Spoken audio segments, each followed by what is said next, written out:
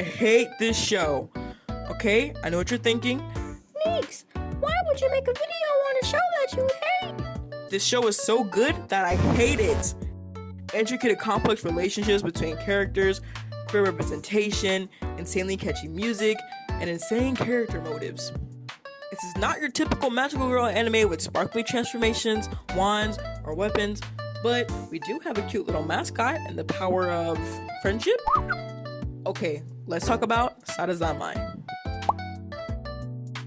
Where do I even start? Do I talk about what I love, what I hated? You know what? Why don't I start with a synopsis and then the info on the characters, and I think that'll be a great start.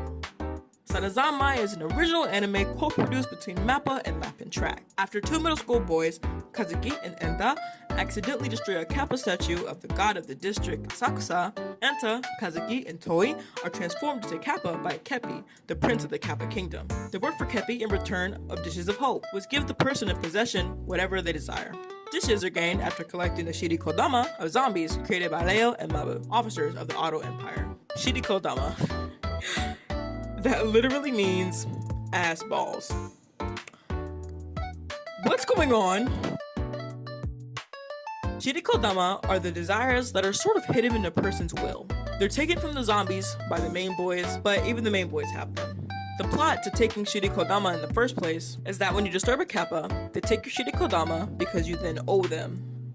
Kazuki, Toi, and Enta all get theirs taken, and that's why they have to work for Nikko-P. The Shirikodama are very important because it allows you to see one's true desires. It also gives you a window into their secrets.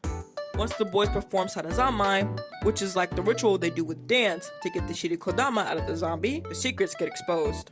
Examples of the zombie secrets are things like stealing boxes and bringing them over their head while nude. Then the boys' secrets get revealed, like episode 1, where Kazuki gets outed for cosplaying the idol Sarazanmai for his younger brother. It gets dark and pretty insane quickly. Episode 1 leaves us with the newfound information on Kazuki's biggest secret and desire, to connect with his younger brother. But he's ashamed, because he feels like he won't be understood by anyone, and that if cosplaying as an idol that his younger brother loves will make them close again, he'll do it, and he'll do anything. It's eccentric yet interesting plotlines like this that make Sarazanmai such a mixed bag. Sometimes things are just simple. Sometimes it's more complicated than we even recognize. Sarazanmai is an anime that really dives into the what ifs and what am I's of life. It's about hidden feelings, desires, uncommunicated feelings, and how all of that impacts relationships with oneself and others. We dive pretty fast with episodes 2 and 3, with lots of details and lore coming at us. Nikko-P gives the first dish of hope. Kazuki explains he wants to use the dishes for his brother. Toi wants to get a dish for his older brother Chikai, who's a Yakuza and does some illegal stuff. And we learn that the cat Kazuki and his brother plays with was actually a domestic cat that Kazuki turned into being a stray by stealing. Then, just as if we didn't get hit with a wave of literal insanity, Enta kisses a sleeping Kazuki. So, what the hell? So much to unpack, and I don't want to make an hour-long video, but don't worry, we'll follow up on all these details more in my afterthoughts section. But for now, just keep riding along with me. Episode 3 gives us Enta's wish, which is getting a dish to make Kazuki return to the soccer team. The Otter Empire officers from earlier mentions are expanded a bit more with the desire of extraction scene, and finally at the end credits scene, with Enta visiting the hospital, revealing to the watcher that Haruka, the younger brother of Kazuki, is a wheelchair user. Okay, let's take a break and talk things out. What do we know about the protagonist so far? Well, let's start with Kazuki. Kazuki quit soccer. He wants to gain digits for his brother. We know that he cosplays as an idol for his brother's attention and for connection. Haruka, who is his younger brother, is a wheelchair user. Toi wants to get dishes for his Yakuza brother. He doesn't want the other boys' friendship and distances himself from them. Enta likes Kazuki romantically, and he wants Kazuki to join him in the soccer team again. Those are his reasons for going after the dishes. These are kinda loose threads right now, but don't worry, we're going to get even deeper into the story and there's going to be some shake in the city. Episodes 4 through 6. Episode 4 starts us off with Kazuki asking for Toi's help in kidnapping Sarazanmai, the idol, so he can replace her in the family where his brother is going to attend. Toi gets the spotlight in the flashbacks explaining that his parents hurt themselves due to being in really bad debt. The family soba shop was about to get closed down, but Chikai, his older brother, gave him the money to keep the store up. When the Yakuza came by to get their debt, Toi fired at one of the big guys, and Chikai took the fall. Episode 5 has Toi kidnapping Sara, who evades him by turning into a Kappa a bunch of times, and Kazuki eventually gets exposed by Sara, returning to the family. Kazuki reveals he's not blood brothers with Haruka, and that he actually blames himself for Haruka's disability because he was hit by a car after they fought. Episode 6, Leo from the Outer Empire takes Haruka to the Desire Factory and the boys save him from death.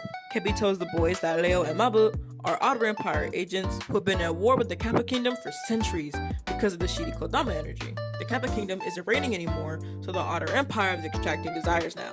In an after credits flashback, it's revealed that Mabu sacrifices himself to protect Leo in a battle. Okay, so let's recap some stuff. Kazuki gets outed for not being blood siblings with Haruka. They have a fight over it, and Haruka was disabled because of the car accident that Kazuki feels he caused. Toei is explained to have deceased parents because of their debt. Then Chikai comes to save him with the money. He takes the life of a returning debt Yakuza, and Chikai takes the fall for it. Leo and Mabu are seen to be close and both agents of the Outer Empire. Mabu sacrificed himself for Leo during a battle in the past. Episodes 7 through 9 are more Leo and Mabu focused, and as well as more Enta lore driven. Episode 7 has Mabu being resurrected from the dead via a mechanical heart given to him by the Otter. Leo doesn't like this, however, because Leo feels like Mabu is just a shell of who he once was. Chikai has to leave Asakusa because of his crimes, and Toei tells the Kappa boys that he's going with. The boys all agree to help Toei get the dishes for Chikai, but it turns out they've been stolen. After the show's zombie mission, Enta is exposed for having stolen the dishes of hope and a jealousy towards Kazuki and Toei's relationship. Episode 8 has Chikai and Toei about to leave the city. Enta gives the dishes of hope to Kazuki, but Leo and Mabu have found them, and they want the dishes to make Mabu a true person again. So Leo fires at Enta and takes the dishes. Enta is now hospitalized and only is alive via his Kappa form. Episode 9 has Cappy and Enta keep his Kappa form to help Kazuki get the dishes back from Leo and Mabu. Leo finds out that the Otter has been doing fake maintenance on Mabu's mechanical heart. And Otter has been appearing as Leo to Mabu because Mabu is Leo's inner desire. Back in the city, Toei and Chikai run into trouble with the Yakuza, who want revenge for all those years ago. They fight back, but Chikai ultimately gets hurt and dies in the confrontation. Okay, let's take another breather. We know much more about Mabu and Leo now. Leo and Mabu appear to have been partners for a while, and Mabu was turned into an automaton to stay alive in a sense. Leo doesn't like this version of Mabu because he feels fake. Enta gets hurt after stealing and then returning the dishes of hope to Kazuki. While they try to make up, Leo fires at him and hurts Enta fatally.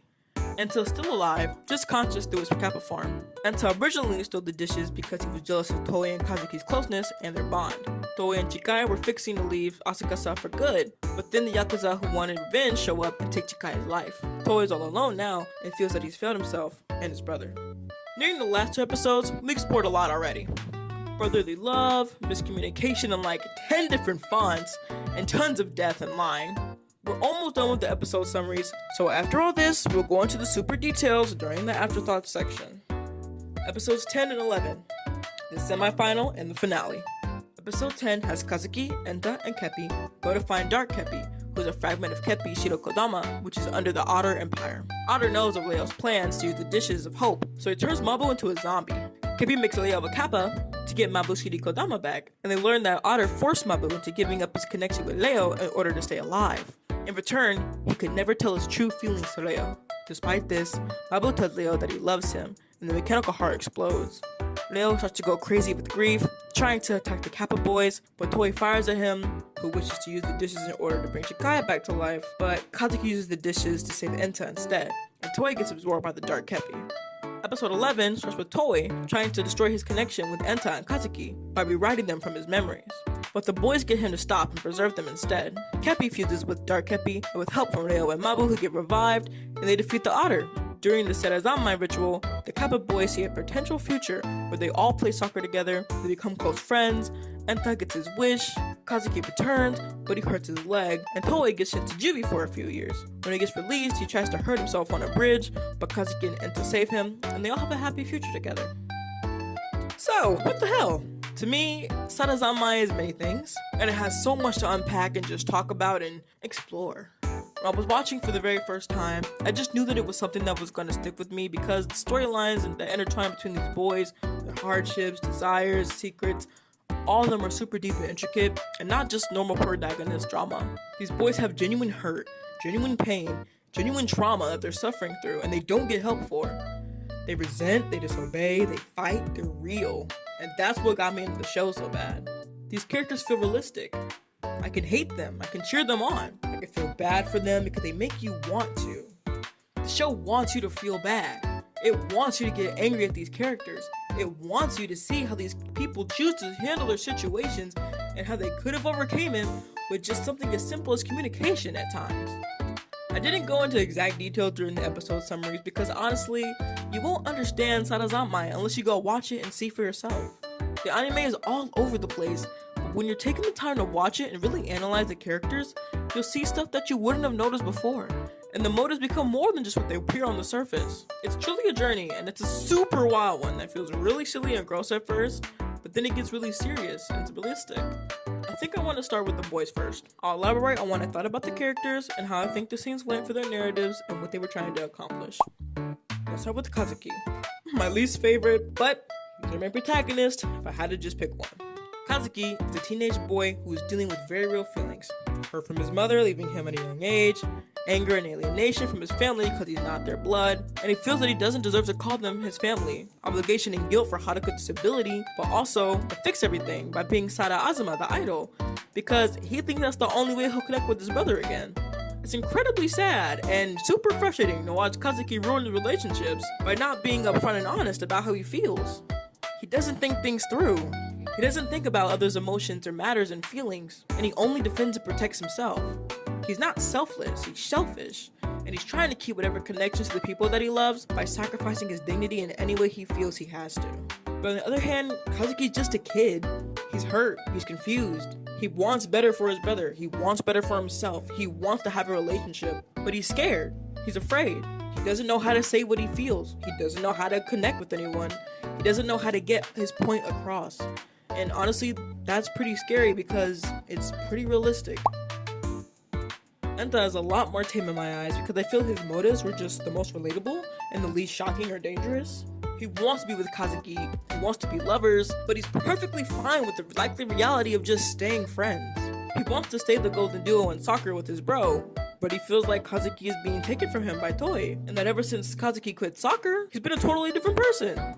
Enta wants nothing more but the best for his friend, but he also does selfish acts like stealing the dishes of hope. Enta never communicates his emotions to Kazuki directly in the real world, but he represses the emotions he feels may be too strong to share at the moment, and shows them deep down inside so Kazuki and Toei can focus on the dishes. Enta is the character I give the most grace in the show.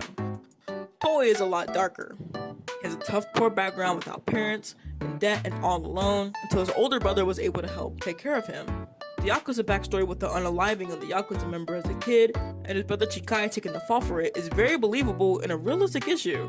Gang violence is super real and super serious, so the fact that Toei even felt like he had to grow up like that is insane and truly heartbreaking. Toei wanted to be with his brother, because his brother raised him, and he taught him how to survive off illegal means. But they worked and they kept him alive. He only has his brother left in his eyes, and Chikai was his sole protector for a long time. Toei was ready to give up everything for his brother, no matter where he went, just as long as they were together. And honestly, that's really depressing. A kid as young as he is, being forced to leave town, school, his friends, and former life, just to help his brother and go on the run indefinitely, is something a kid should never be consented to. And though Chikai gave him plenty of time to deny this future, it's something Toei still chose to do because of his devotion. Honestly, I didn't find much connection on my watch with Reo and Mabu, as I felt that Leo and Mabu had a relationship where maybe Leo just wasn't as honest and direct towards Mabu like he should have been. And Mabu definitely should have just told Reo about his feelings a long time ago before the mechanical heart thing. Those two were certainly entertaining though during the zombie segments, but I think I just didn't resonate with them as much as I did the Kappa boys. So what would my finishing thoughts be? I think the theme of the show was so many things, but I'd say it's mainly about how communication reflects relationships and one's relationship with himself. Sarazanmai was a show that genuinely made it to my top 10 because of how crazy good and insane it was. I loved everything about it, but I hate it for making me cry like 8 times and being so emotional just 1 second and then really silly the next. I love this anime and I truly do think it's one of the most insane animes I've ever watched. Sarazanmai isn't crazy because of gore or super intense subject matter. It's intense because of the emotional representation of issues and how it handles them, or lack thereof. Anyways, I love Sarazanmai, and if you're wanting to give a super emotional, insane anime a watch, then definitely pick this one up. Alright, that's it for me. If you like this video, make sure to like, comment, and subscribe. You can follow my Instagram and social media in the description, and I'll catch you in the cosmos.